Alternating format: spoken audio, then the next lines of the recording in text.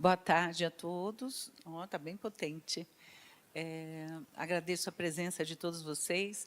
Hoje o dia não foi fácil, né, para muitos, para chegar até aqui, inclusive para os nossos palestrantes, que vocês já conhecem, porque nas duas turmas eles vêm em 2 encontros.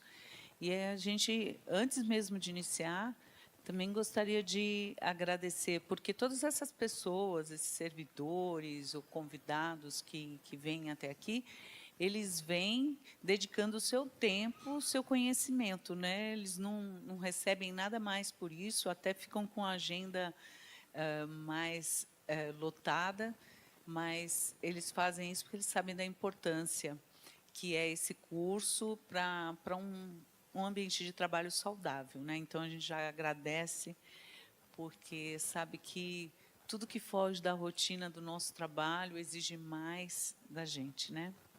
Então vou passar aqui a palavra para o Dario e o Eduardo Jorge, tá? Bom, boa tarde. O tema de hoje talvez seja um pouco mais cansativo, não tão envolvedor, né? Mas foi o tema proposto para a gente, né? A gente preparou uma apresentação para vocês, tentando ser o mais didático possível, né, doutor? Não muito, às vezes não tão técnico, tá bom? A qualquer momento, se alguém quiser fazer alguma pergunta, interromper, pode ficar à vontade, tá? Que a gente responde.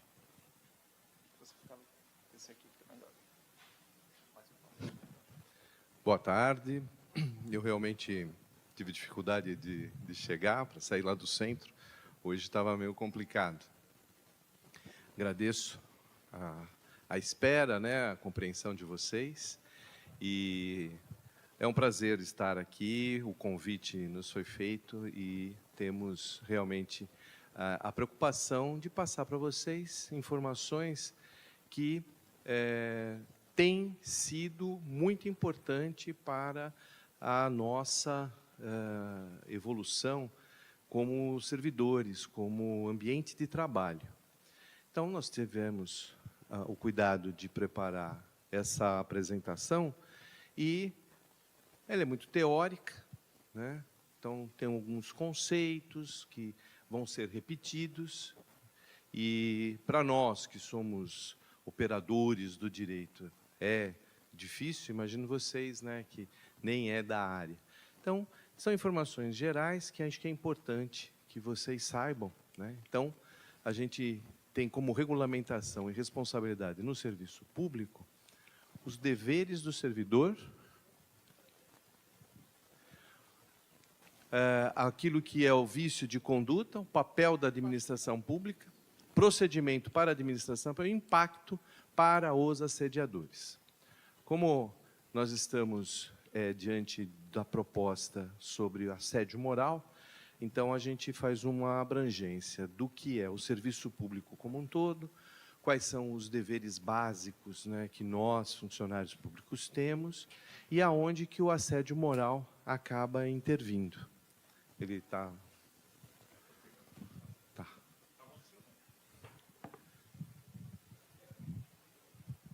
A gente pode já antecipar que, entre os deveres, né, que nós temos como funcionário público, eles estão elencados no nosso estatuto, né? O estatuto da prefeitura, embora ele seja um estatuto anterior à Constituição Federal, né, porque ele é datado de 84. Então, a Constituição Federal, ela trouxe novos conceitos e, de lá para cá, até porque de 88 para cá, nós também já decorremos um tempo significativo e várias teorias, vários modelos de administração foram sendo implementados, né? Nós temos como gestão a modernização da nosso trabalho. Eu estou na prefeitura há 29 anos. Então, eu acredito que alguns aqui se não tiver todo esse tempo, mas tem bastante tempo também. Então, nós não tínhamos o que hoje nós valorizamos muito, que é o PDR. Eu lembro que, na época, falava-se muito de que as participações no lucro das empresas eram um grande estímulo para os funcionários públicos e para os funcionários das empresas. E o funcionário público não tinha, né? A gente ganhava o nosso salário, ponto, acabou. Então, o PDR veio exatamente com o propósito de nos dar o incentivo de alcançar metas para ter um incremento no salário. Então, são as evoluções de gestão que nós tivemos ao longo do tempo. Mas isto não muda. Os princípios que norteiam a administração pública são os principais princípios. Então, antes que falemos sobre os nossos deveres, aqueles elencados no nosso estatuto, saibam que isto vem anterior. É o que deu a origem àquelas condutas previstas como deveres e condutas que são proibidas.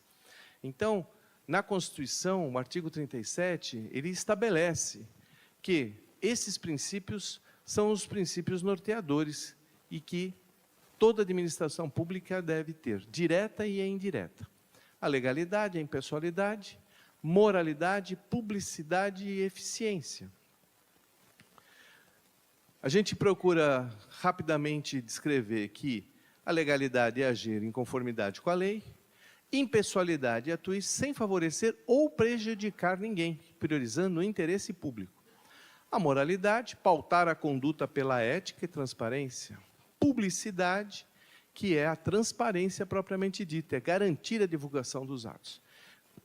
E eficiência é um dos princípios mais recentes que vem sendo apregoado, que é desempenhar as funções com qualidade e produtividade. Por quê? Porque nós temos como um foco principal o serviço à população.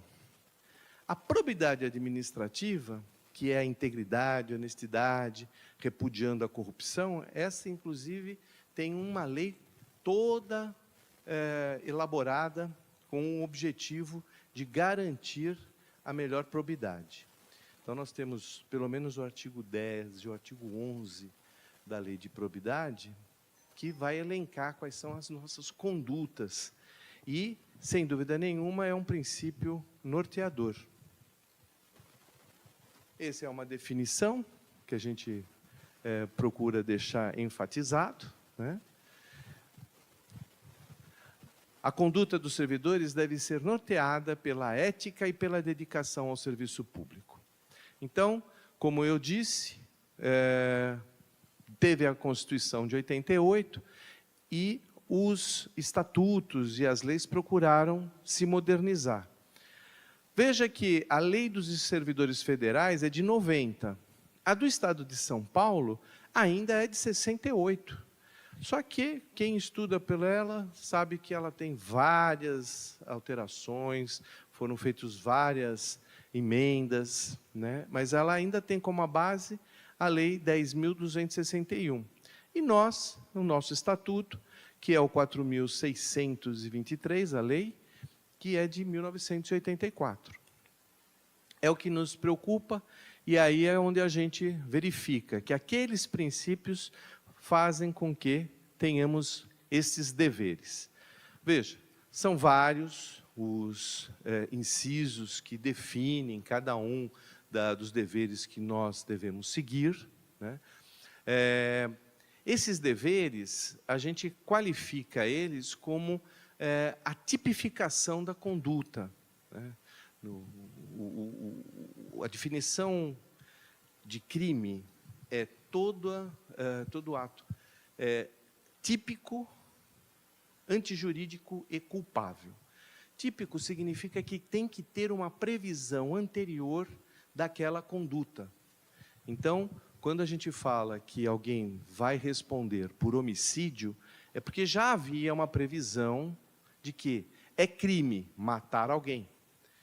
Roubar coisa alheia móvel é uma conduta prevista. É crime porque está tipificado. Então, esses nossos deveres, ao contrário senso, se nós não somos assíduos e pontuais, nós estaríamos incorrendo nesta conduta, faltando com um dever funcional. Por isso que a gente se baseia muito nesta letra da lei para dizer que o funcionário efetivamente incorreu numa falta funcional. Então, o funcionário, por algum motivo, deixou de tratar com urbanidade os companheiros de serviço e o público em geral. Hoje nós estamos falando sobre assédio moral e muito da definição de assédio moral, que nós vamos verificar, pode não caracterizar assédio propriamente dito. Porém, caracteriza a falta de urbanidade. Então, nós temos essa preocupação de deixar bem definido. Então, o funcionário que responde a um processo disciplinar, ele deve ter conhecimento qual a conduta que ele incorreu, em qual falta que ele pode ter cometido. E se não foram os deveres, nós temos as proibições.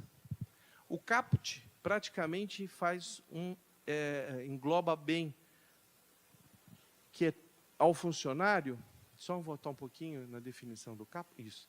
É proibido ao funcionário toda ação ou omissão capaz de comprometer a dignidade e o decoro da função pública, ferir a disciplina e hierarquia, prejudicar a eficiência do serviço público ou causar dano à administração pública.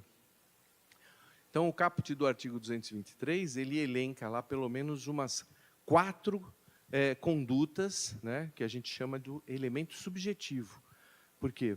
Porque ele pode estar cometendo, através da ação ou omissão, comprometendo a dignidade e o decoro da função pública. Mas aí o artigo, ele especifica nos seus incisos várias situações que estão previstas como proibidas. Esses incisos também nos definem como a tipificação de uma conduta. Então, constituir-se procurador de parte ou servir de intermediário perante qualquer repartição pública, exceto quando se tratar de interesse do cônjuge ou parente até 2º grau. Então, vejam que esta é uma conduta proibida, você se constituir como procurador de parte. Entreter-se, o 8º, durante as horas do trabalho em palestras, leituras ou atividades estranhas ao serviço. Aqui vocês estão autorizados, né? Vocês podem participar da palestra, senão vão falar, não, eu estou correndo em crime.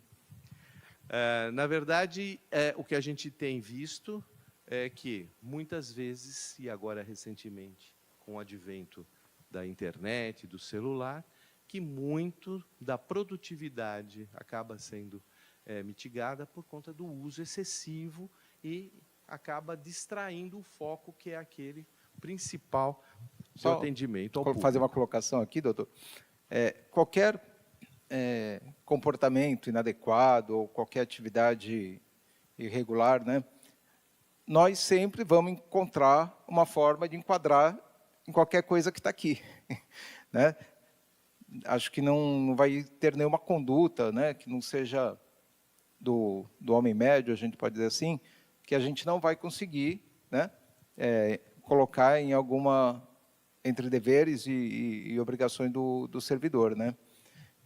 Isso é um cuidado que a gente procura ter. Né?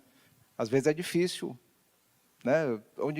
E outra situação, realmente, que a gente precisa fazer, principalmente quando a gente está numa sindicância e vai indicar a abertura de um inquérito, né? A gente encontrar os incisos corretos, né? Mas muitas vezes o servidor pode responder por 1, 2, 3 artigos ou mais, né? E isso, se for comprovado o cometimento, né, de todos os atos, a gente também vai agravando a pena a punição do servidor. Porque uma única conduta pode, sim, caracterizar mais de uma tipificação, né, daquela que se encontra. Bom, superando isso, nós temos vários incisos, né? Temos ainda sobre a responsabilidade. Então, o nosso estatuto vai falar que o funcionário ele responde civil, penal e administrativamente pelo exercício irregular de suas atribuições. Então, ele até tem um prejuízo para a Fazenda Pública. Então, a mesma conduta pode fazer com que o funcionário responda administrativamente e civilmente e penalmente. Quer dizer, judicialmente, ele pode ser condenado a pagar uma indenização e pode sofrer uma pena privativa de liberdade, porque ele pode ter cometido um fato que realmente é criminoso. Nós temos, entre as condutas que são elencadas como proibidas, o cometimento de crime contra a administração pública. Que crimes são esses? São os que estão lá no Código Penal. O Código Penal tem um título que fala crimes contra a administração pública. Então, nós lembramos corrupção, concussão, né, prevaricação. Isso tudo está elencado como crime. Então, um funcionário que vai responder administrativamente, podendo perder o cargo público, poderá também ser condenado a uma pena de prisão, de detenção, ou convertido em multa, né? Mas ele responde civil, penal e administrativamente. E tem essas características principais. Esse artigo está muito mais voltado para desvio, para o erário, né? Quando se tem a falta de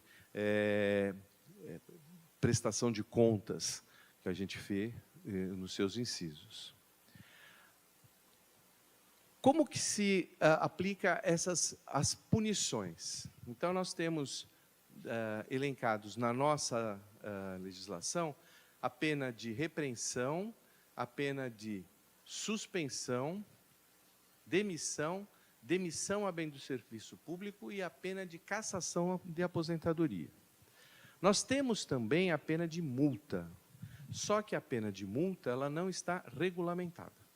Então, a gente não tem como sugerir a aplicação de uma pena de multa, porque o legislador, né, e através de uma lei complementar, deveria ter previsto isso.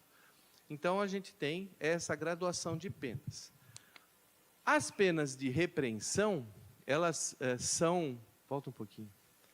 Elas são aplicáveis quando comete-se a falta de um dever funcional, aqueles do artigo 222.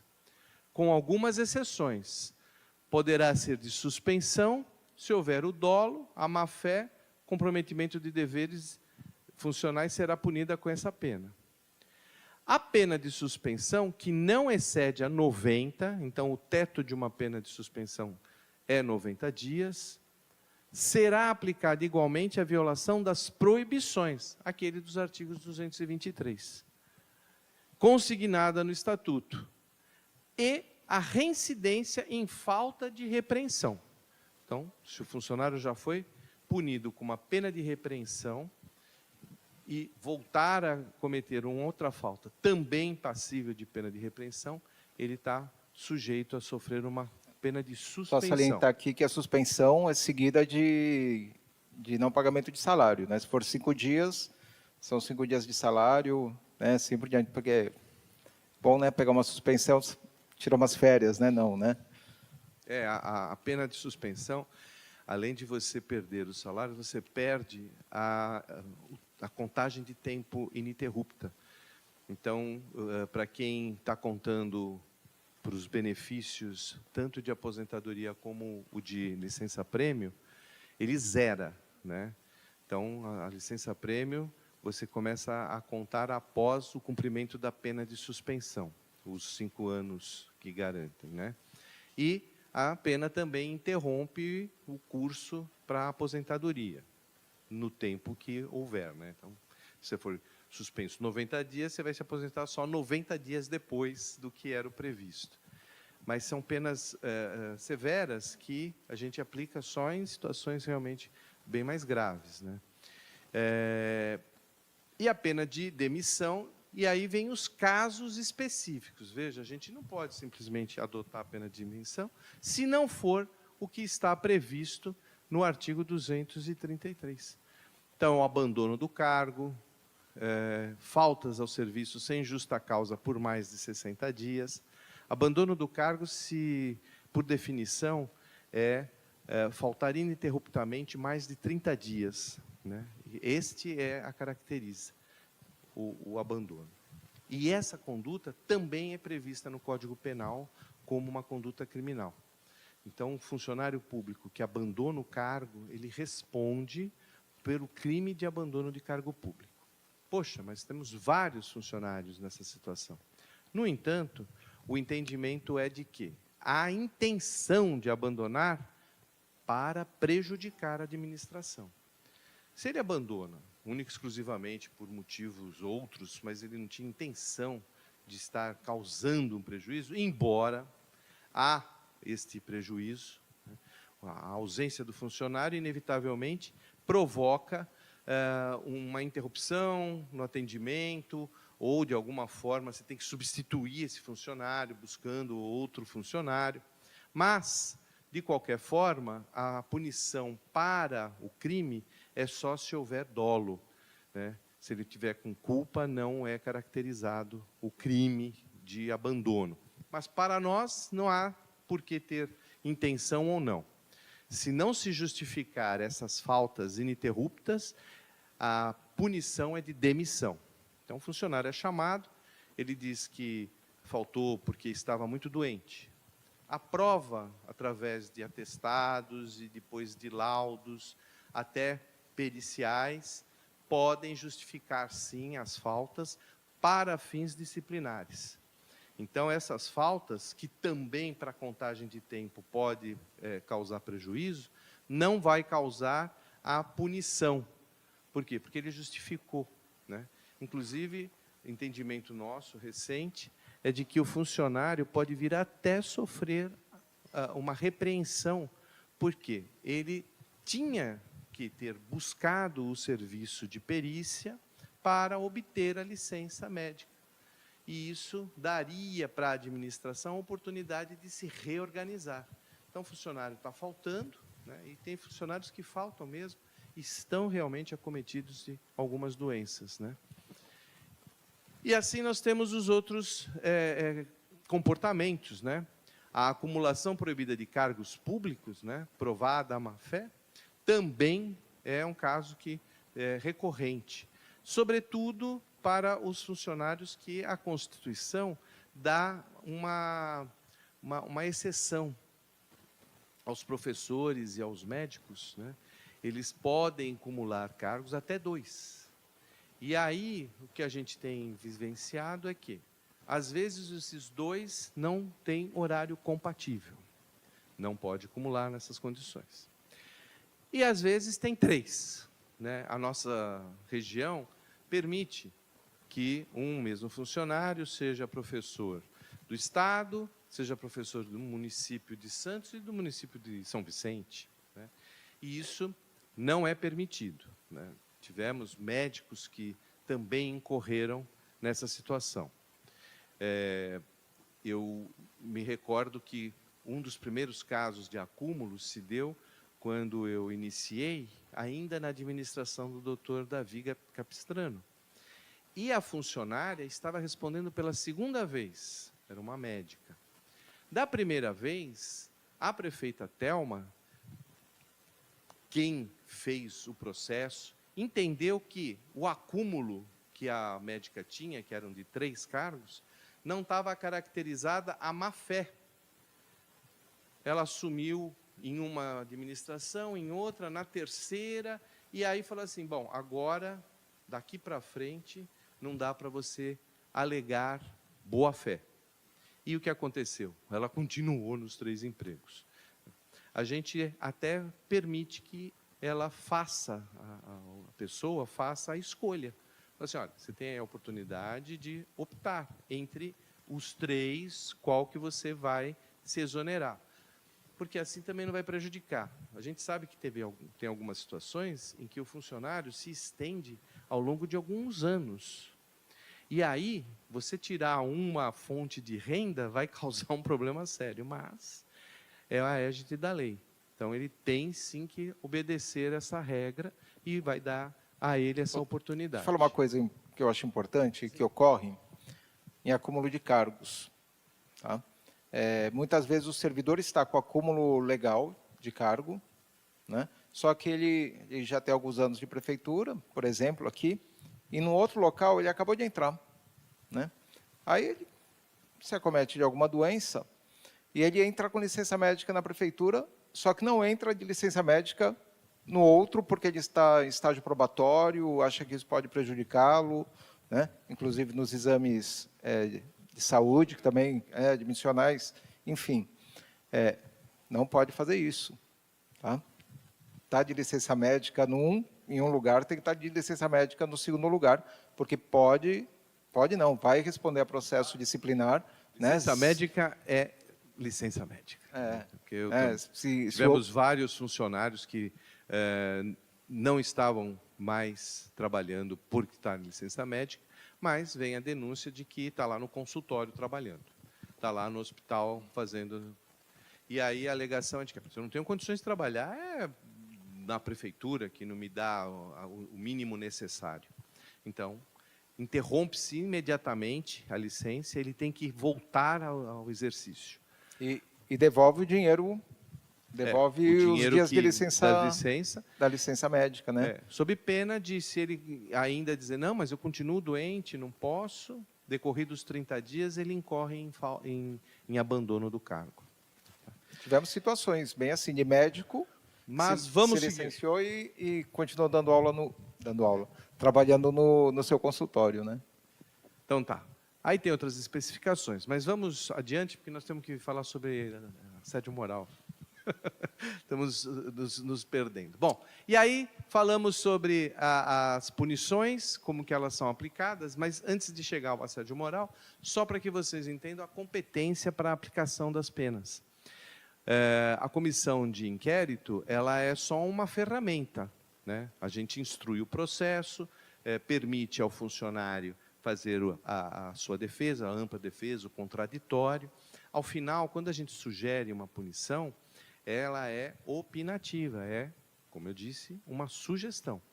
Encaminha-se para a autoridade competente, que gradua-se as penas até as penas de repreensão a 30 dias de suspensão. O secretário da pasta é quem pode aplicar. Se for uma pena de suspensão acima de 30 dias até 90 dias, que é o teto, só o prefeito. E, claro, demissão e a demissão a bem do serviço público, só o prefeito. Então, a gente sugere, através dos nossos relatórios, que o funcionário, através das provas, incorreu numa falta e pune-se com 15 dias de suspensão. O prefeito, que a gente encaminha o processo, pode aplicar os 15 dias. Não, reconheço, mas se ele, prefeito, entender que o secretário da pasta tem melhores condições de fazer essa avaliação, ele encaminha para o secretário, para que ele, secretário, aplique a pena, porque está dentro do limite da sua competência. Tá? E aí a gente vem propriamente falar do assédio moral, porque a gente faz aquela introdução necessária para ter uma ideia, né? Eu falei das faltas, sobretudo de abandono, e tiveram, e ainda tem, muita incidência sobre faltas, mas muitas delas ligadas à dependência alcoólica ou à dependência de entorpecentes. E isso é caracterizado como uma doença, a gente pede o tratamento, suspende processos, dá um acompanhamento. Então, há uma incidência, numa época muito grande, sobre isso. Mais adiante, tivemos grande incidência sobre multas de trânsito. Então, muitos funcionários, né, principalmente, é claro, da frota, estavam incorrendo. Quando veio a nova Código de Trânsito Nacional, eles apertaram, né, no rigor da fiscalização, e aí tinha a pontuação, coisa que não tinha antes, as multas que eram aplicadas. E aí nós tivemos também que nos adaptar a instruir, a formar, para que não cometesse tantas faltas de trânsito, que pudessem ensejar a responder a um processo disciplinar, porque não estavam atendendo às suas necessidades, né? Que é a de estar cumprindo com o teu devido habilitação que lhe foi dada. E assim nós tivemos o que eu chamo de momentos daquelas condutas, né? Um pouco social, um pouco circunstancial. E hoje, né, eu digo hoje, já tenho aqui uns 4, 5 anos, né, que a gente vem tendo uma incidência muito grande sobre assédio moral, né? Tanto que estamos aqui reunidos muito em razão disso, porque uma das questões que deve ser é a prevenção, é a capacitação, para que a gente possa compreender o que essa conduta tem causado para o meio do trabalho, né? Então, é a partir de 2015 que nós temos essa preocupação? Não. Na verdade, o assédio moral sempre existiu, né? Foi sempre tratado como danos morais, né? O Código Civil de 16 já falava em danos morais. Eu me sentia, de alguma forma, prejudicado moralmente, né? O Código Penal falava em calúnia, injúria, difamação, são crimes contra a integridade moral, o que também causa a aplicação de indenizações. Mas o dano moral, propriamente dito, consequência da reiteração de atos de humilhação, este vem sendo tratado mais recentemente, né? E a nossa legislação municipal é de 2015, através desta lei complementar, é que regulamentou a conduta, a tipicidade da conduta que pode e autoriza a aplicar uma punição. Por quê? Porque o funcionário vai saber que ele não poderia ter incorrido naquela conduta prevista previamente.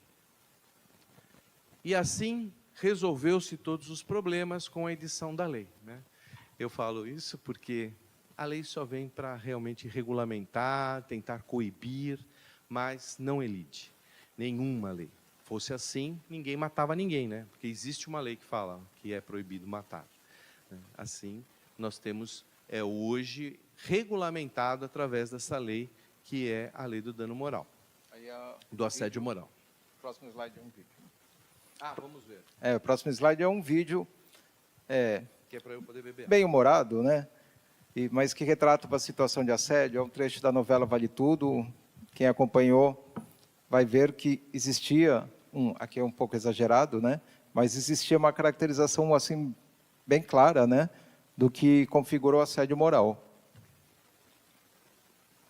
Eu vou precisar colocar uma pessoa no lugar do Ivan. Poxa, doutor Marco Aurélio, olha, eu nem sei como expressar minha satisfação em ver aí todos esses anos de dedicação, de trabalho árduo, muitas vezes até trabalho sujo, né, doutor Marco Aurélio, sendo finalmente reconhecidos, que a gente vê que tudo valeu a pena. O que valeu a pena, Freitas? Doutor Marco Aurélio, ser humilhado, ser feito como capacho, em todos esses anos, gastar uma fortuna com terapia para tentar reconstruir a minha autoestima dilacerada pelo abuso moral que eu sofro com o senhor. Isso não é nada perto da alegria que eu estou sentindo agora. Ai, com a minha promoção.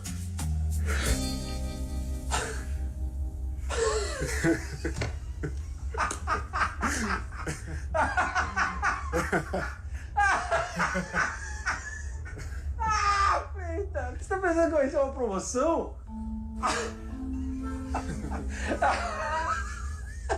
Você tá pensando que vai ser promovido no lugar do Ivan? Isso é muito engraçado. Às vezes isso é muito engraçado, Freitas. Doutor Marco Aurélio, será que por acaso eu poderia pensar em de repente, algum dia ser promovido a gerente? Não, né? Incompetente do jeito que eu sou? Pois é, Freitas. Era brincadeira. Eu percebi. Eu acordei brincalhão hoje. Foi ótimo. Para quem acompanhou a novela sabe que ele sempre agia assim com Freitas, né? de forma reiterada, ele se divertia com isso, né? Então, a caracterização está aí porque ele realmente fazia... o comportamento dele era todo premeditado, né? Ele tinha... Isso foi uma das cenas mais, assim, icônicas, né? A intenção era trazer bem acentuada a situação para que a gente agora possa também verificar que quando a lei descreve a conduta, é em cima de situações muito parecidas como essa, né? Essa humilhação está interna. A novela mostrava que ele fazia isso indiscriminadamente na presença de outras pessoas. Mas pode estar sendo cometido o crime do assédio moral interno, né, só o chefe com o funcionário, como também expor esse funcionário perante os outros colegas. Na prática, a gente está sempre correndo atrás do prejuízo, né? Primeiro acontecem os fatos para a gente depois, né, colocar aquilo, criar uma lei, e a gente tem visto isso recentemente em várias situações, né? Não tão recentemente, né, porque primeiro Caim matou Abel para depois vir não matarás. A conduta sempre precede, né? É isso que acontece. O que a gente tem visto recentemente é um aumento de todos os tipos de condutas que a própria sociedade repreende. Eu não aceito esse tipo de coisa. Então, a gente aplica a incidência de uma nova lei e mais cerceativa, mais proibitiva. É isso que a gente tem vivenciado. E essa lei, então, vai falar, para os efeitos da lei, considera-se o assédio moral coergir moralmente um subordinado por meio de atos ou expressões reiteradas que tenham por objetivo atingir a sua dignidade ou criar condições de trabalho humilhantes ou degradantes, abusando da autoridade conferida pela posição hierárquica. Veja que, para a letra da lei, é coagir moralmente subordinado. O agente ativo é o superior hierárquico. As expressões devem ser reiteradas.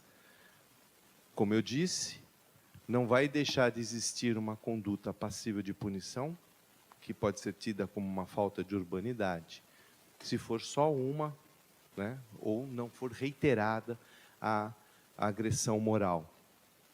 Para ser o assédio moral, ela deve ser reiterada e tem que atingir a dignidade ou criar condições de trabalhos humilhantes.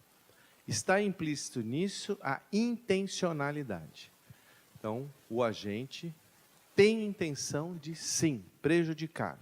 Porque, às vezes, o chefe comete um assédio moral, mas ele não age com a intenção. Ele é ruim mesmo, né? É uma pessoa que brinca na hora errada, faz comentários que são absolutamente impróprios, mas não tem a intenção de arranhar a moral, né? a dignidade. O que não tira a falha dele, o que não quer dizer que não vai ser punido. Sim, né? como eu Aí comentei. a gente vai pela conduta inadequada mesmo. E aí, o artigo da lei elenca pelo menos 4 desses incisos, nesses incisos, 4 situações. Não é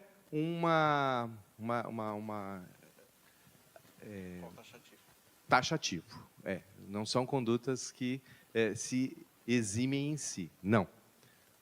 Pode ser várias.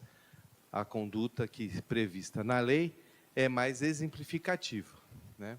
Então, a gente sabe que o assédio pode incluir uma variedade de comportamentos e que está lá associadas a piadas, observações humilhantes, xingamentos, apelidos ofensivos ou calúnias, imagens ou objetos ofensivos, incluindo imagens pornográficas, o assédio moral propriamente dito, agressões físicas, ameaças, intimidação.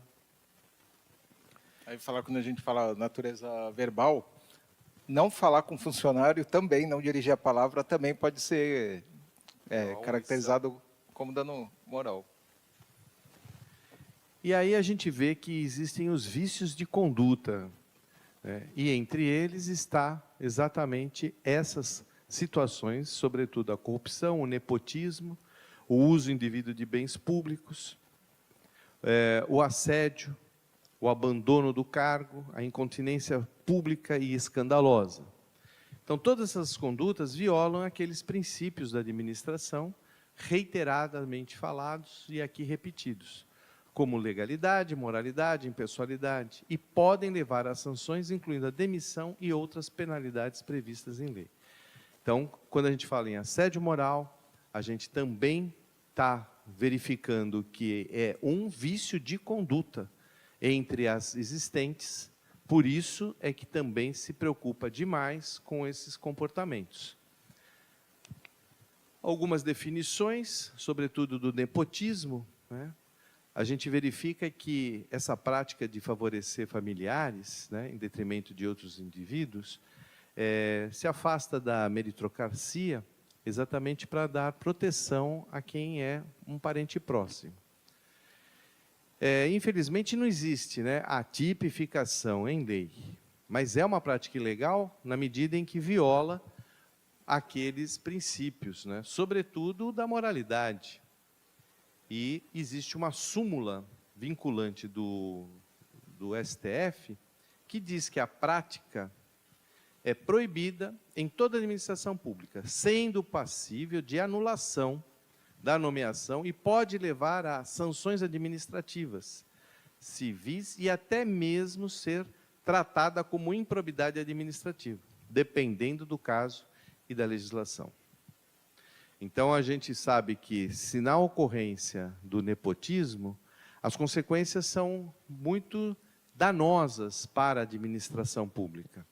Vejam, passando.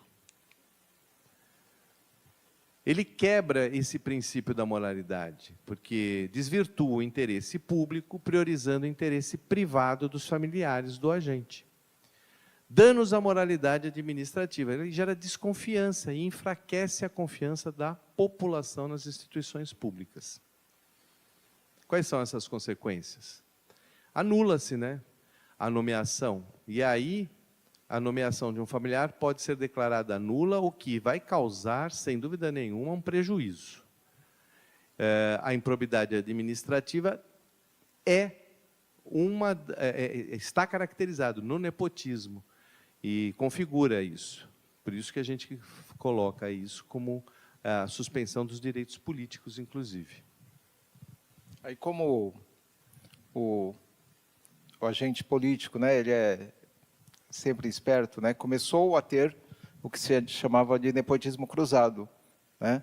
Eu sou um exemplo, sou prefeito de uma cidade, ele é prefeito de outro, ele nomeia o meu parente, eu nomeio o parente dele na minha cidade, né?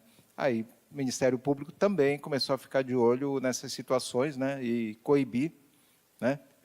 Deputados faziam isso, nomeavam parentes de outro deputado como assessor, né? Só que ele era nomeado no outro, mas trabalhava no gabinete dele, né? QIs, né? Na perseguição do serviço público, também é tido como uma forma de assédio moral. E tem também como perseguição política, que envolve humilhações, constrangimentos e difamações contínuas, com o objetivo de prejudicar ou isolar um servidor. E para combater essa prática, é essencial documentar as ocorrências, através de e-mails, gravações, testemunhas, formalizar denúncias junto à corregedoria do órgão ou buscar apoio jurídico. E, em casos mais graves, acionar o Ministério Público. Então, quando a gente vê que uma pessoa está sofrendo esse tipo de perseguição, claro, o assediador, ou quem persegue, ele sempre vai tentar escamotear. Não, isso não acontece. Aqui todo mundo tem a sua liberdade de pensamento.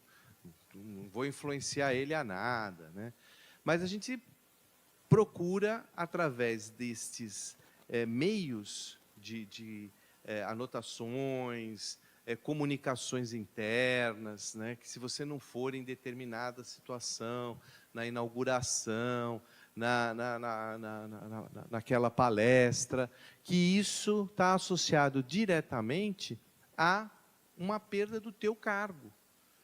Porque quando a gente fala, ó, vocês estão vindo aqui na palestra, que é para incrementar, para capacitar, para conhecimento, é uma coisa. Agora, quando não, se você não for, você pode não continuar dentro dessa atividade.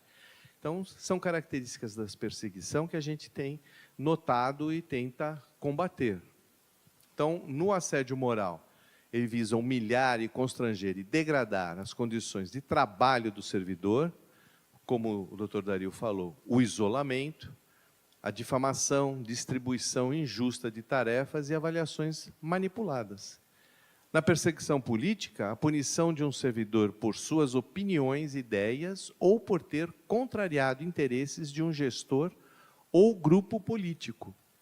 Ainda mais nessas épocas, né, tão polarizadas, é sempre muito perigoso a gente não permitir que as pessoas continuem tendo as suas próprias expressões da vontade.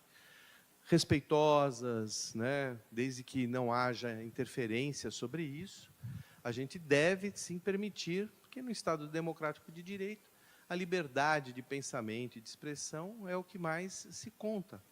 Agora, o que não pode é haver esse tipo de perseguição. E a gente está atento a isso. Pelo menos a teoria está muito clara para que isso não ocorra. Só acho que falar uma coisa que eu acho que é importante aqui. Claro.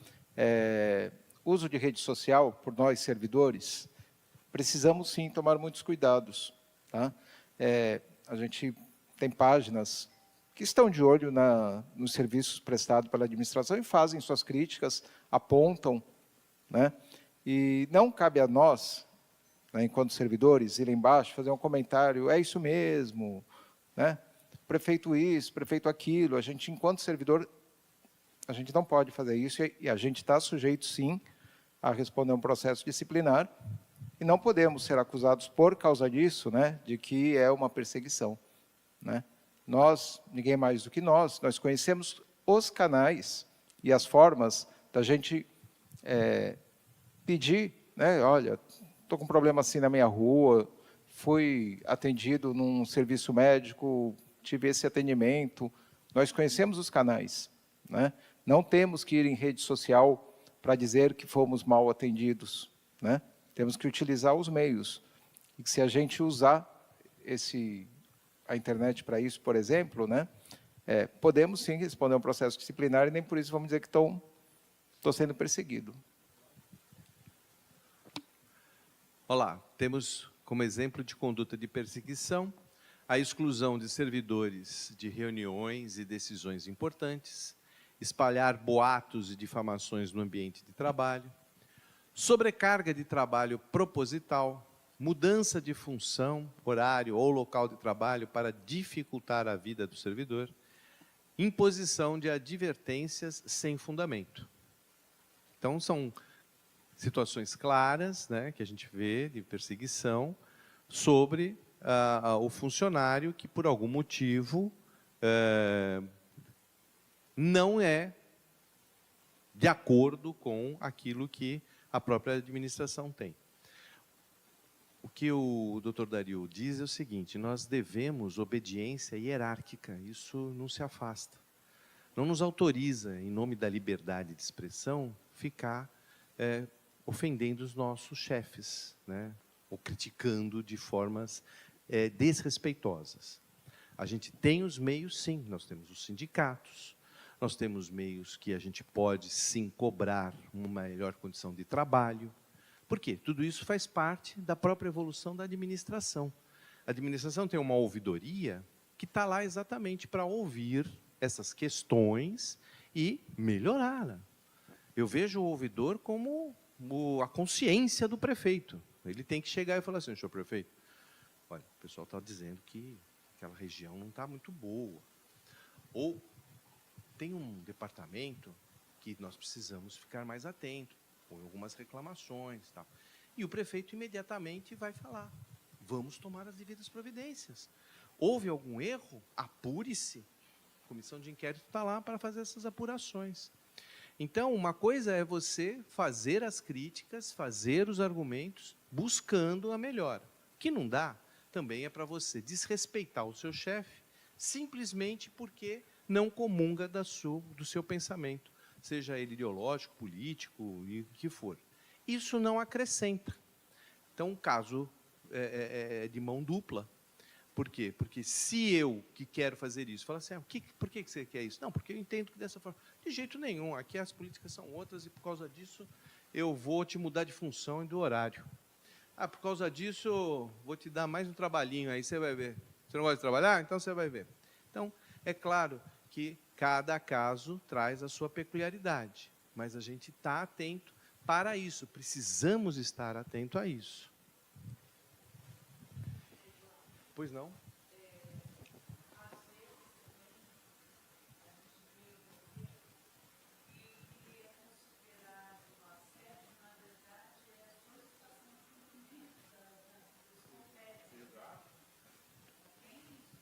É muito comum o funcionário estar sendo exigido no cumprimento da tarefa e se achar sobrecarregado, se achar que aquilo está sendo uma forma errada.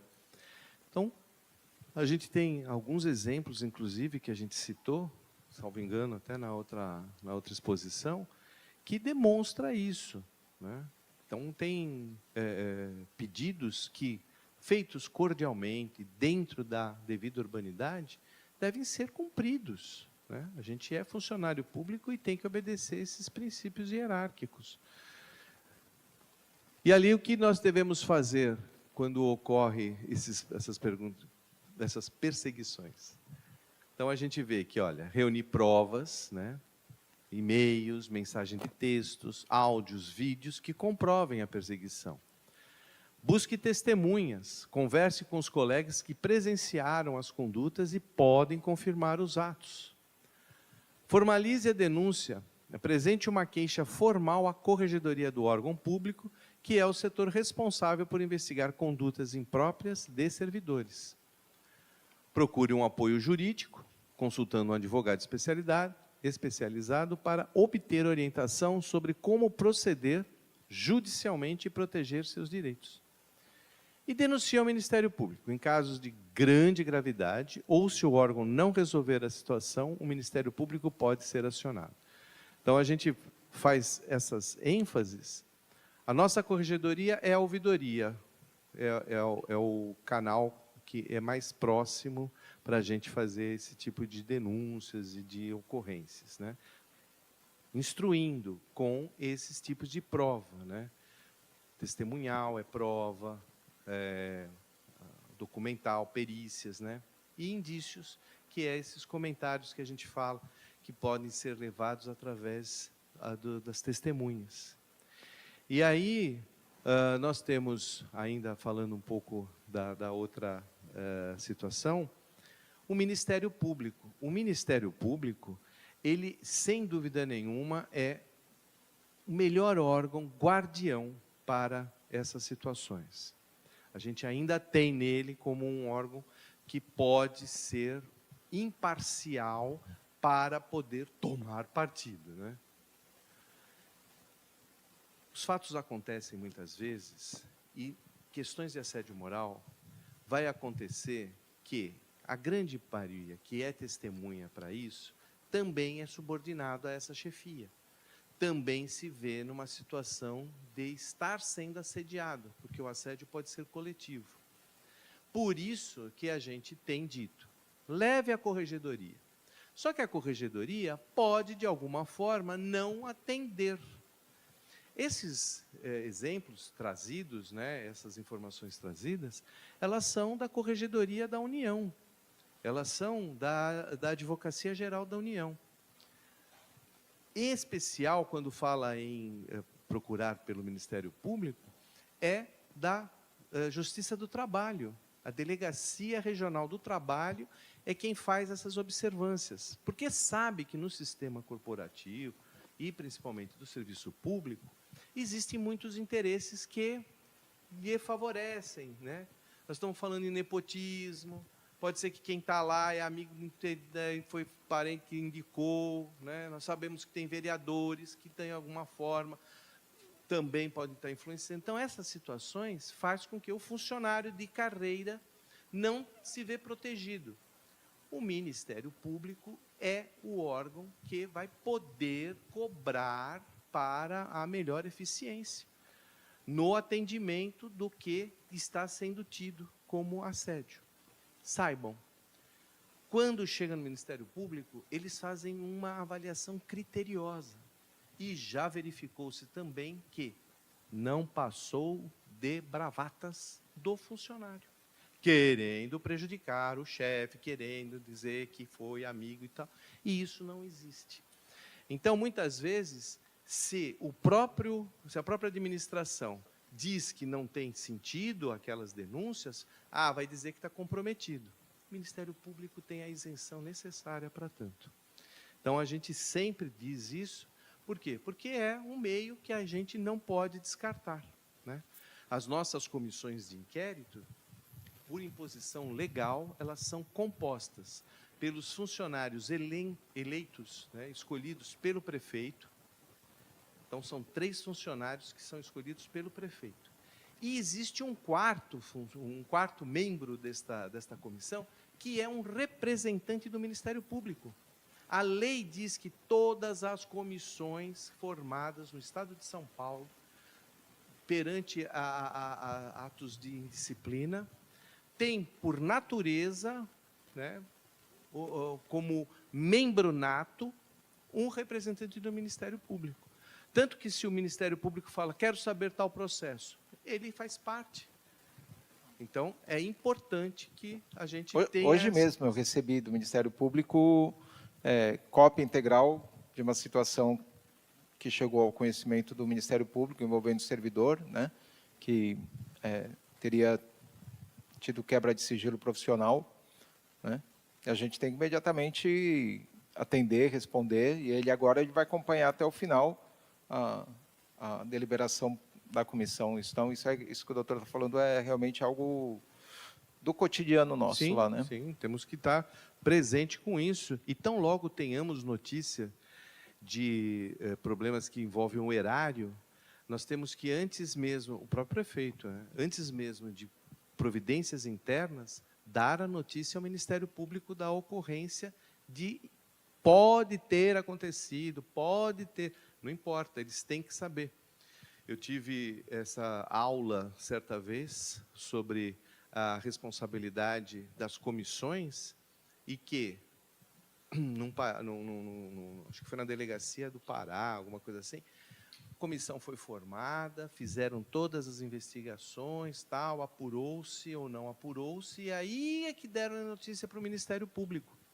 O Ministério Público entendeu que foi bem conduzido, porém, mandou indiciar todos os membros da comissão, porque prevaricaram, não deram a notícia no início. Qual a ideia? O Ministério Público tem que participar das investigações. Então, não adianta você me chamar depois que tudo já aconteceu. Eu, o Ministério Público, preciso estar ciente disso. E é o que o doutor Dario falou. Eles oficiam para nós, querem saber quais foram as provas que foram produzidas, o que ouviu-se, a gente manda a cópia. Há uma reciprocidade, que muitas vezes a gente também não tem tantos meios, né? E aí a gente solicita, eles nos comunicam também. Muitas vezes o Ministério Público também está fazendo um processo, né, Tá. concomitante, a gente fica trocando provas, documentos, né? Vamos avante? Não sei. Podemos pensar nisso. Eu mais ou menos achei que daqui a gente pode fazer uma segunda etapa. Descansamos um pouco. Também não vamos demorar muito, até para não ir embora muito tarde, né? Agora tem o quê? Mais uns 40, 50 slides. 6 horas a gente está indo embora. Por Deus. Vamos agora tratar sobre a omissão diante de irregularidades. É a famosa prevaricação. Então, a falta grave, que configura improbidade administrativa, quando há intenção ou a negligência, ao deixar de realizar um ato devido, quebra de deveres funcionais ou de não levar irregularidades ao conhecimento superior. Essa omissão pode ser punida com sanções civis, como perda da função pública, ressarcimento do dano e multa, além de eventuais consequências penais, como o crime de prevaricação. Então, é aquela situação que a gente sabe que pede para a intervenção, né, e se omite, não faz, saiba que isso pode estar causando sérios problemas. E, como terminamos a primeira etapa, o Ministério Público é um órgão vencedor para isso. Então, deveres do servidor público tem que denunciar a irregularidade, levar ao conhecimento da autoridade superior quaisquer irregularidades que tenha ciência no exercício do cargo. Agir de acordo com a legalidade e a eficiência do serviço público. E manter a conduta ética e responsável no ambiente de trabalho, que é agir com lealdade. A improbidade administrativa por omissão, o agente age de forma intencional e ilícita, deixando de praticar um ato de ofício com intenção de causar dano à administração. Violação de deveres. A omissão se manifesta como uma falta disciplinar grave, quando o servidor falha em cumprir suas responsabilidades, como o dever de denunciar irregularidades. Quando há um ato ilegal ou abusivo, pode ocorrer quando o servidor deixa de agir ou se manifestar dentro dos prazos legais, causando prejuízo. E tudo isso tem uma consequência. E, olha, a gente verifica que tanto a responsabilidade civil, que pode ter a perda da função, o ressarcimento de eventuais danos causados à administração, uma multa civil, proibição de contratar com o poder público. Essas incidências se dão muito através de ações civis públicas, do próprio Ministério Público. E a decisão judicial vai de encontro a essas orientações.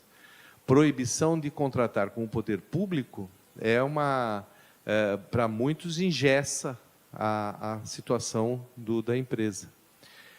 A responsabilidade penal configura o crime de prevaricação, que ocorre quando o servidor retarda ou deixa de praticar um ato de ofício para satisfazer interesse pessoal, como aponta o Tribunal de Justiça do Distrito Federal e dos Territórios.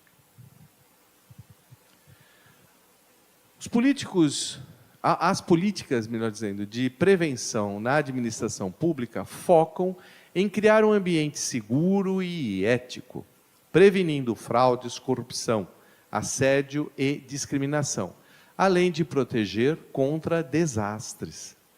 Essas políticas incluem a implementação de planos de integridade, códigos de ética, medidas de transparência, canais de denúncia e a capacitação dos servidores. Um exemplo federal é o Programa Federal de Prevenção e Enfrentamento do Assédio e da Discriminação, que foi instituído em 2024 e que cria planos setoriais e comitês para implantar essas ações.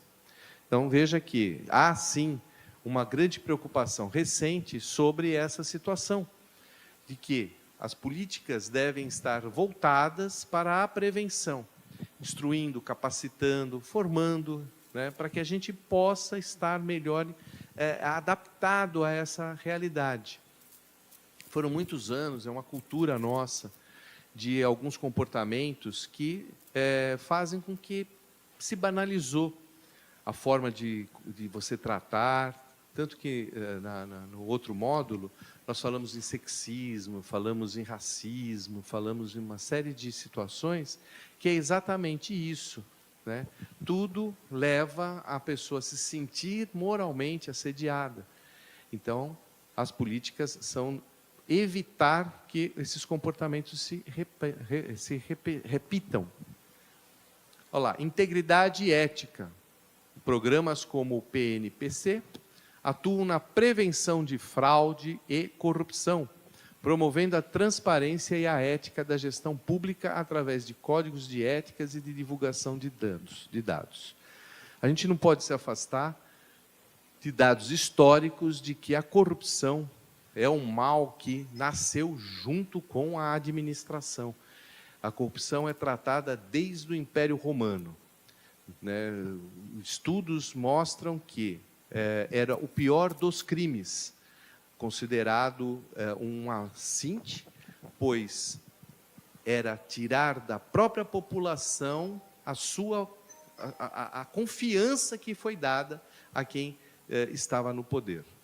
Então, era execrável. É claro que falávamos em outro tipo de punição, mas tinha, sim, punições severas, inclusive com a perda de membros e tudo mais. Essa situação nos leva até hoje a estar combatendo. Então, políticas de prevenção à corrupção. É uma situação que está inerente ao ser humano, infelizmente. Mas devemos estar atentos para evitar esses males, né?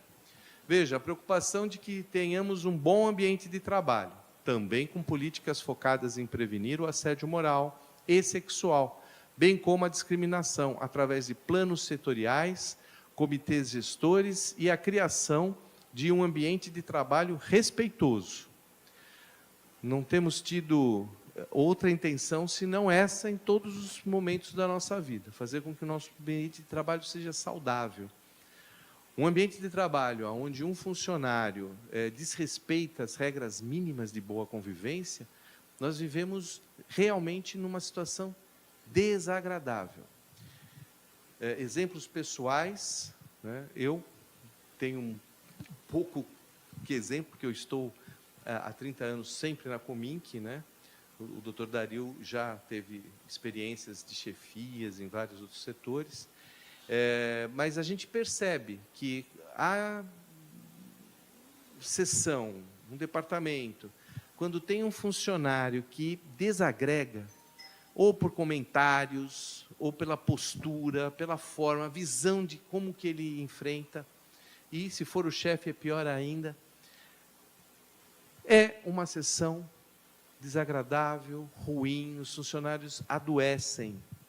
Então, é importante que mantenhamos sempre o bom senso para um ambiente de trabalho seguro. Segurança e criminalidade. Políticas voltadas para a prevenção da criminalidade, especialmente em grupos vulneráveis, e a segurança em territórios específicos com o objetivo de reduzir a violência. Temos na nossa cidade alguns locais vulneráveis, e a gente sabe que temos que também dar a retaguarda para isso, né? A segurança necessária. Desastres naturais. Ações para mitigar os impactos de desastres, salvando vidas e assegurando a resiliência das comunidades através de planejamento e preparação conjunto entre órgãos públicos e a sociedade civil.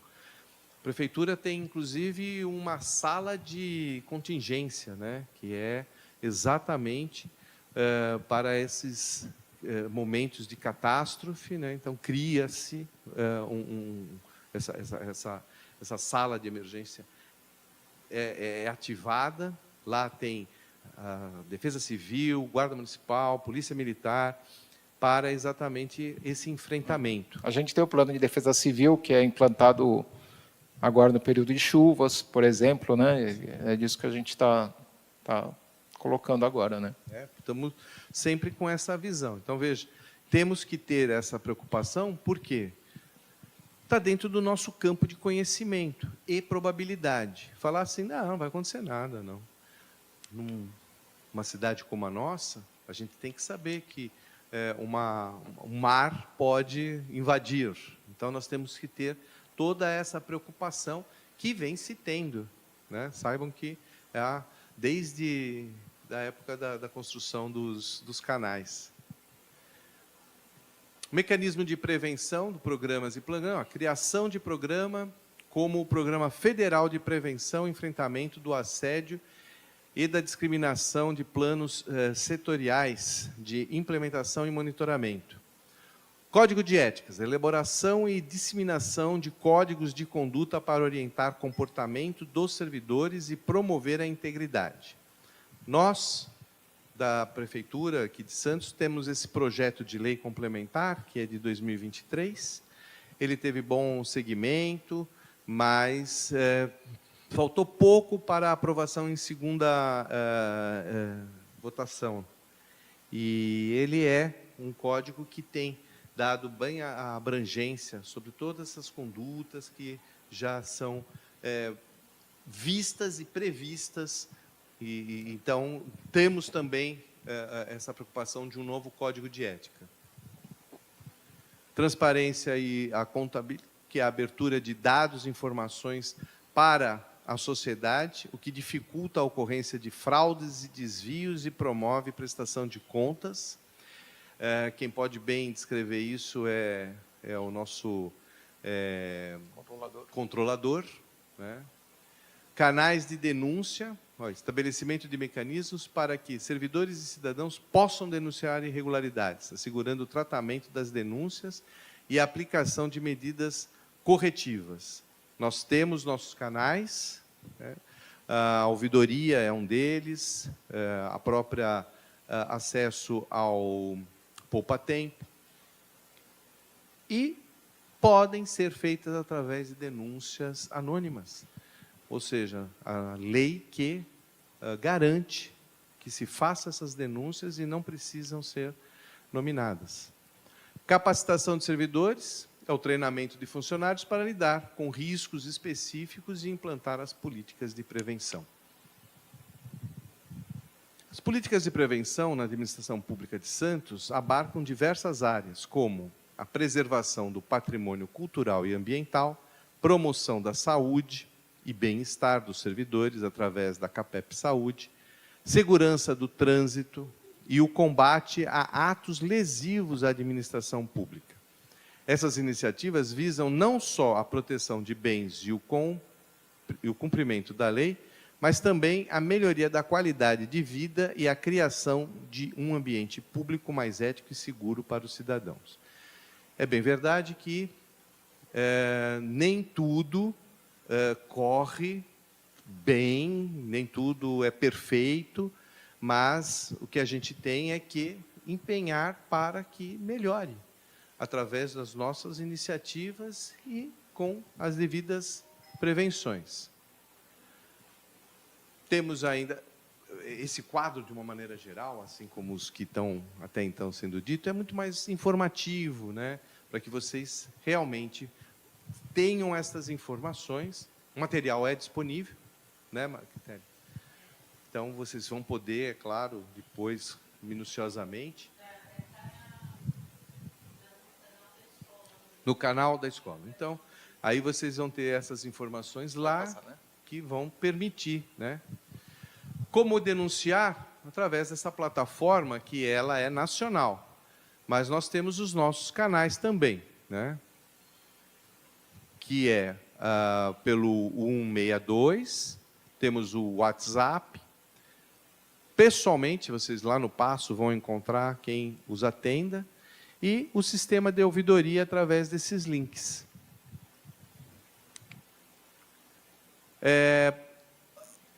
Temos agora passar para vocês que, se essas coisas não forem muito bem acompanhadas ou não tiverem um bom desenvolvimento, vai virar uma ação judicial.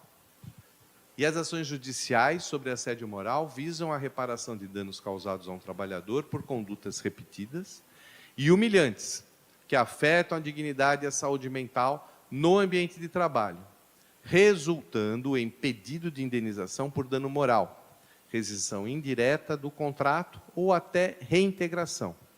O número dessas ações tem crescido no Brasil, indicando maior conscientização sobre o tema e a busca por justiça, com o auxílio de guias e cartilhas criadas pelo Tribunal Superior do Trabalho e o Conselho Nacional de Justiça para orientar vítimas e empresas. Então, as ações judiciais, elas estão acontecendo e que as administrações, as empresas, têm procurado realmente fazer com que haja essas prevenções, porque é muito prejuízo. Uma ação de indenização, muitas vezes, representa um grande dano para os cofres, né? O trabalhador, com o apoio de um advogado ou sindicato, pode buscar na justiça o reconhecimento da conduta de assédio e o consequente dano sofrido. A vítima deve reunir provas, como mensagens, e-mails, depoimento, testemunhas ou documentos que comprovem a conduta do assediador. Não é diferente do que a gente administrativamente necessita. O juiz, mais do que a administração, precisa desses elementos de convencimento para poder dar uma decisão favorável a quem se socorre para a reparação do assédio.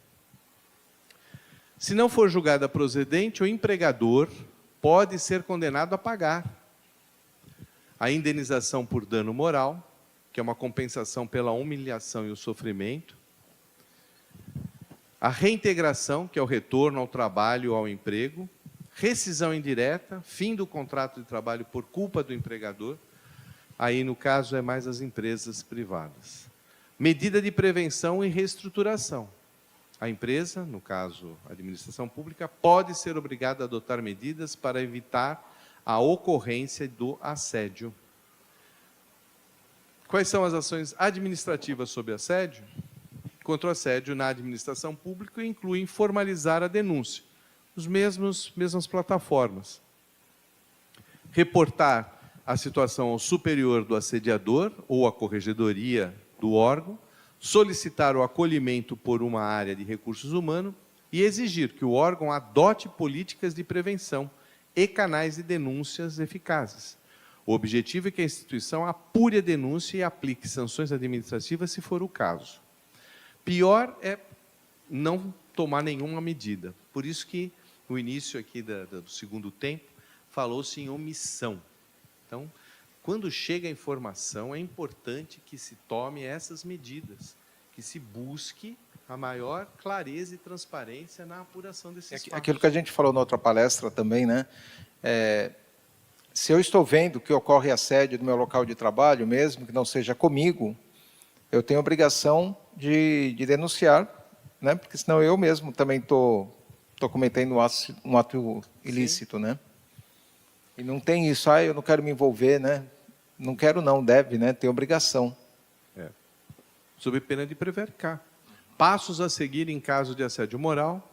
Olha lá, anote as datas, horários, locais e detalhes dos incidentes, além de listar os comportamentos do assediador. Busque apoio. Converse com um superior, a área de recursos humanos ou uma ouvidoria para orientação e aconselhamento. Formalize a denúncia. Utilize as plataformas e os canais de atendimento para registrar a denúncia. No nosso caso, ali, ó, OTC, que é o órgão para esse fim. A denúncia pode ser formalizada de forma identificada, sigilosa ou anônima. Mas o importante é que o registro seja feito aos canais autorizados para garantir o acompanhamento e a apuração. A ouvidoria terá um prazo de 30 dias para responder se a denúncia foi encaminhada para apuração ou será arquivada. As políticas de prevenção. Implementar e divulgar políticas para combater o assédio, como treinamento e campanhas de conscientização.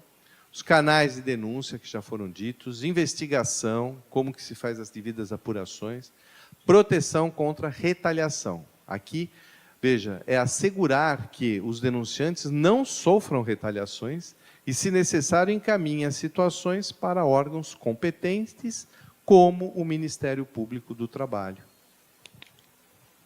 Impactos aos assediadores.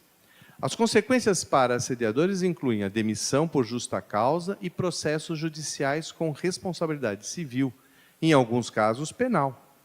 No âmbito profissional, o assediador pode sofrer demissão, ter a imagem afetada e ser processado por indenização. Em casos de assédio sexual, pode haver implicações legais e até a possibilidade de uma ação de reparação de danos. Veja que não vai ficar impune o assediador. A administração responde porque tem que ter maus cuidados, tem que ter os programas de prevenção, mas o assediador, propriamente dito, terá consequências graves. Ele responde com o seu próprio trabalho, com o seu próprio cargo. Olha lá, demissão por justa causa, né? Ele pode ser demitido pela empresa por falta grave, dependendo do que prevê a CLT ou o nosso estatuto, que tem essa previsão. Processos judiciais, a empresa pode ser responsabilizada a ser obrigada a pagar a indenização, nós já vimos, e dano à imagem. A dano à imagem, às vezes, é o que mais preocupa a empresa, no caso, né? E, para o serviço público, é o dano da administração, a imagem da administração. Hoje a gente está na época do cancelamento, né? Então, as empresas estão realmente muito preocupadas com essas situações, né? Porque acontece alguma coisa no supermercado X, né? Vai lá, rede social, ninguém compra mais no supermercado. Não funciona, né? Ou funciona por um dia, 2 dias, depois a gente precisa ir, mas existe essa preocupação. Mas, para a administração pública, a imagem do administrador, do próprio político, é muito danosa. Se ficar envolvido que dentro da minha administração houve esse tipo de problema, eu tenho, sim, da opinião pública, uma resposta negativa. Então, eu preciso estar prevenindo e demonstrando o quanto que a gente interage para a solução. As consequências para assediadores incluem a demissão, justa causa, isso já foi dito. Em casos de assédio sexual, poderá. Já falamos sobre isso, também já falamos sobre isso. E as ações de indenização. A vítima pode entrar com ações da Justiça do Trabalho para pedir indenização pelo dano sofrido conforme previsto no Código Civil. Responsabilidade penal, dependendo da gravidade, o ato da natureza do assédio, podem existir implicações na esfera penal. Importância da integridade e dignidade do trabalho. Uma administração íntegra deve garantir um ambiente de trabalho digno e livre de assédio, como já foi dito. Olha lá. Destaca o YouTube, citando o Tribunal de Contas da União. O assédio moral é um fenômeno que afeta a saúde física e mental das vítimas e a qualidade do serviço público, devendo ser combatido ativamente. Temos aí algumas decisões judiciais e administrativas, doutrina e jurisprudência. A doutrina tem se debruçado sobre o tema do assédio moral no serviço público, destacando a necessidade de equilíbrio entre o poder hierárquico e o respeito à dignidade do servidor. Para a Silva, o assédio moral na administração pública não é apenas uma afronta ao servidor, mas também um atentado contra a moralidade administrativa. Já na jurisprudência, o STJ e tribunais regionais têm reconhecido a prática de assédio moral e determinado reparação às vítimas, destacando-se o seguinte julgado. Trouxemos esse julgado, que é lá do STJ, do ministro Herman Benjamin, a prática reiterada de atos abusivos por superior hierárquico, capaz de humilhar servidor público, caracteriza assédio moral, ensejando reparação por danos morais. Veja que essa é uma disposição de um ministro do STJ. Ele fala exatamente como nós vemos na doutrina, ou seja, está sendo aplicada a teoria. Então, a justiça está impondo as devidas indenizações. Essa decisão reforça a importância de uma postura ativa da administração pública na prevenção e punição do assédio moral, em consonância com os princípios constitucionais. Essa resolução do Conselho Nacional de Justiça, a 351 de 2020, estabelece a política de prevenção e enfrentamento do assédio moral e sexual no âmbito do Poder Judiciário. Supervisionar chama o trabalhador de recordista de atestados. Então, um supervisor, melhor lendo, né? Supervisor chama o trabalhador de recordista de atestados. A Justiça reconhece o assédio moral e a empresa terá de pagar a indenização elevada. Essa decisão do TRT confirmou o assédio moral contra instalador de telecomunicações chamado de viciado em atestado, elevando a indenização e somando direitos trabalhistas. Então, esse instalador de linhas telefônicas do Rio Grande do Sul, ele vai ser indenizado após sofrer assédio moral por parte de seu superior, que chamava ele de recordista de atestados, diante de colegas de trabalho. A decisão da primeira vara, né, lá de Cachoeirinha, ela foi confirmada pelo Tribunal Regional do Trabalho da 4ª Região. Isso é para a gente enfatizar que os tribunais superiores estão seguindo o mesmo entendimento dos juízes de primeira instância. Nós temos médicos aqui, né?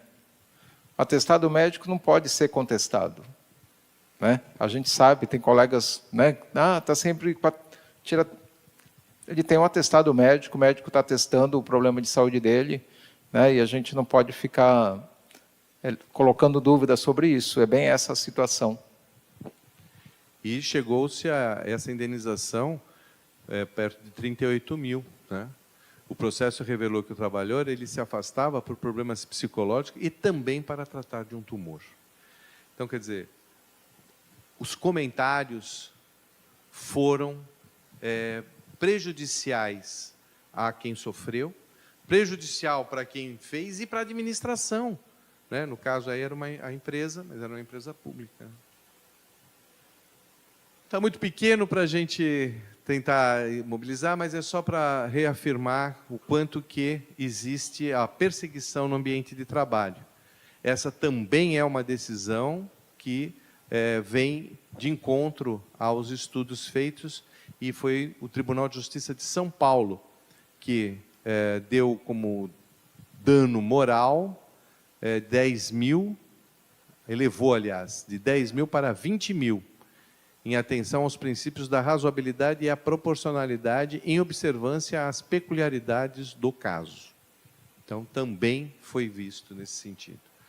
O Tribunal de Justiça do Mato Grosso do Sul teve indenização por danos morais ou assédio moral, também ficou configurado. Uma sentença foi reformada apenas nessa parte.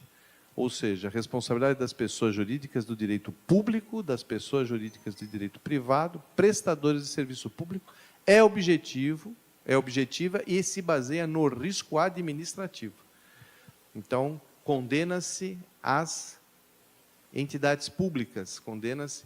Depois a empresa poderá, a prefeitura pode pedir através de uma ação regressiva, mas quem vai responder é a própria administração pública por esses atos.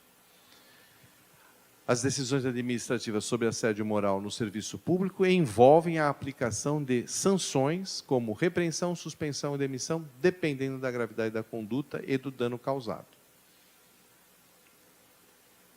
Efeitos do assédio moral.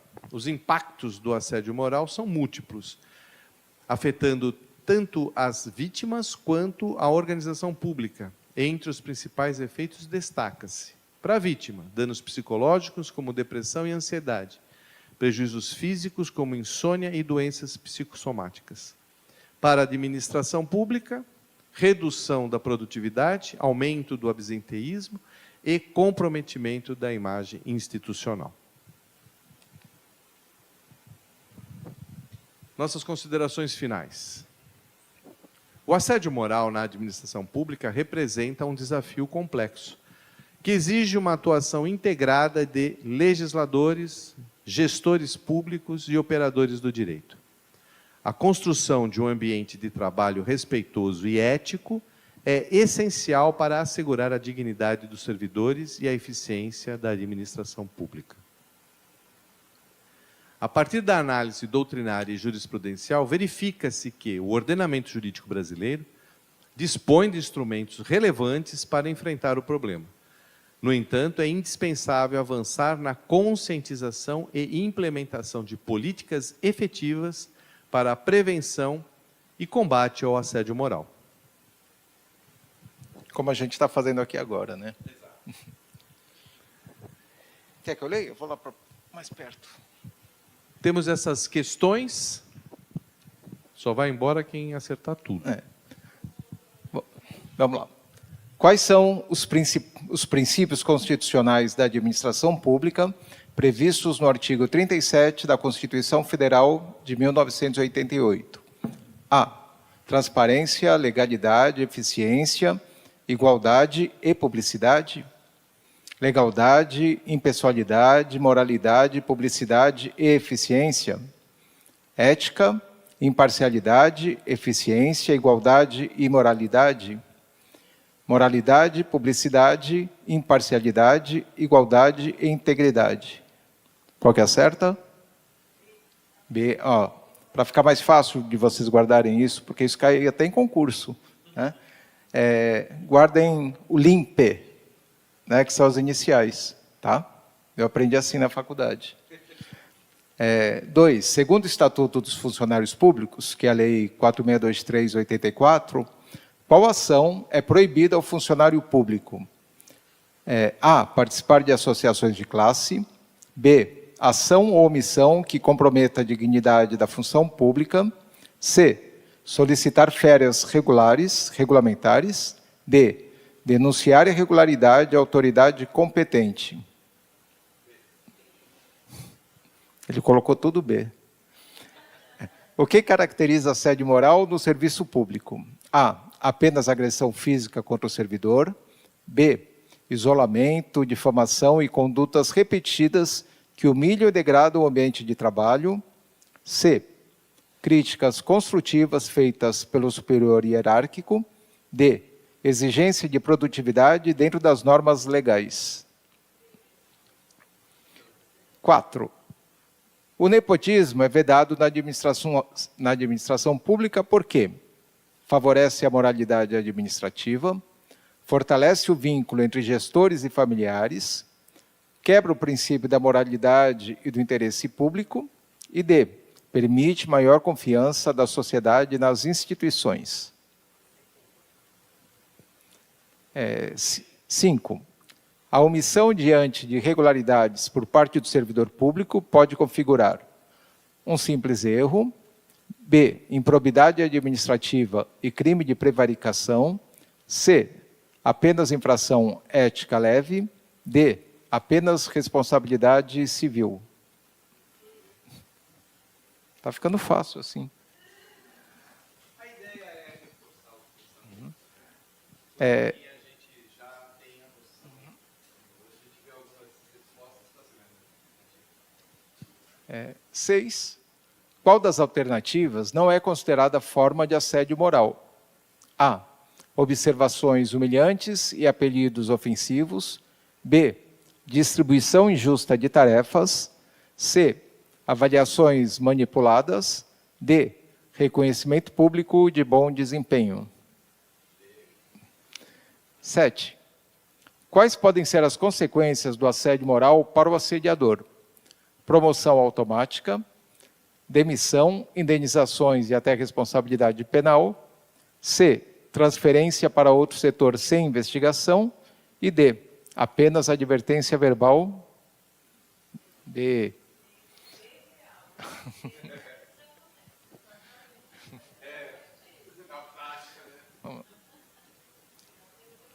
Essa 8 só vai saber responder quem prestou atenção.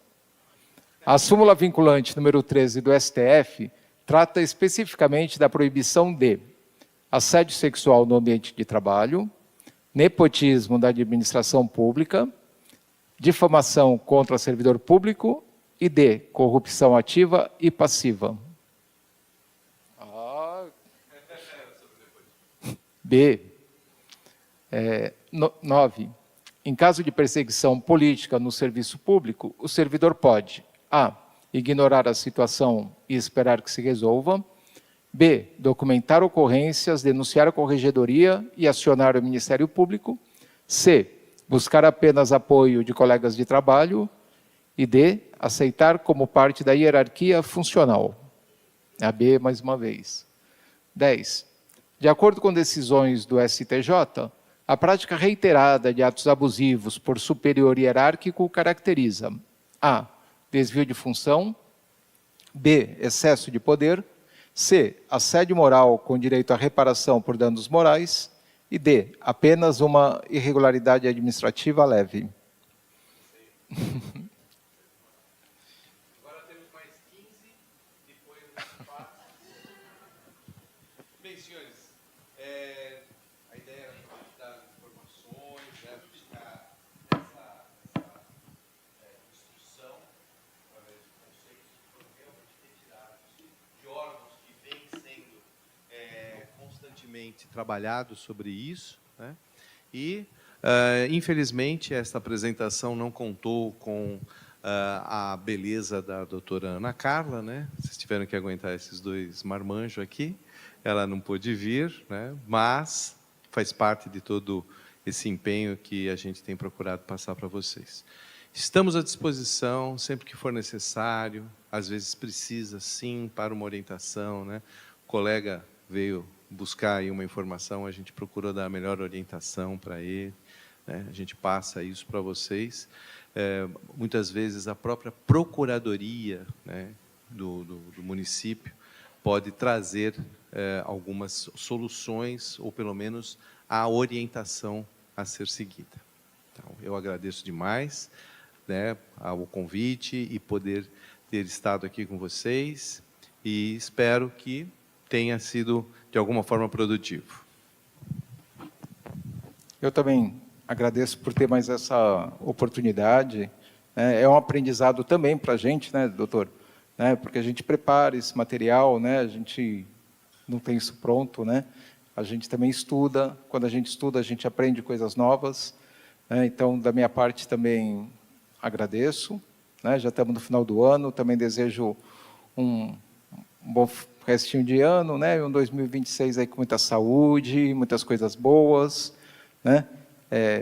Que todos tenham um ambiente de trabalho, né, o melhor possível, também de paz, de amizade, tá bom? Deus abençoe a todos.